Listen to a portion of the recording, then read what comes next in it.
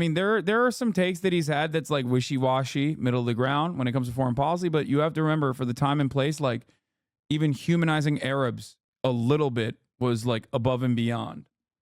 You're in your apartment and some emotionally disturbed person is banging on the door, screaming, "I'm going to come through this door."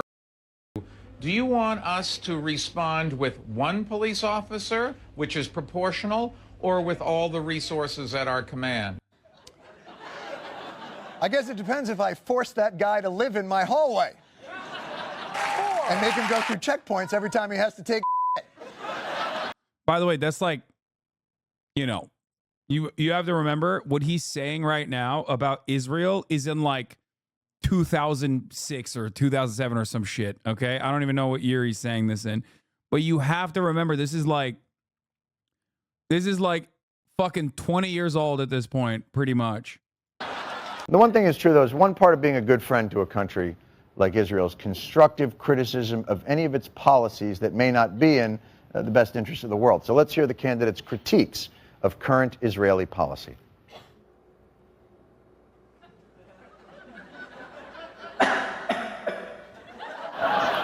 Oh, I forgot! You can't say anything remotely critical of Israel and still get elected president, which is funny because you know where you can criticize Israel? Israel. Basically, the parameters for debate in the United States about Israel range all the way from I unequivocally support them and might bomb Iran to I unequivocally support them and will definitely bomb Iran. Although, to be fair, there are some prominent politicians willing to criticize the Israeli government, even willing to say stuff like, Israel is not about to be destroyed with his crazy analogies. The prime minister is diverting attention from Iran to his fear-mongering. Or Netanyahu's words on Iran sound like a calculated preparation for a reckless adventure. Or Israel is making a mistake in its unwillingness to recognize a Palestinian state. Oh, man, I'd love to play sound bites of those quotes for you, but they're in Hebrew because they were said by members of the Israeli Knesset. Because apparently in Israel, you are allowed to criticize Israel and still hold public office.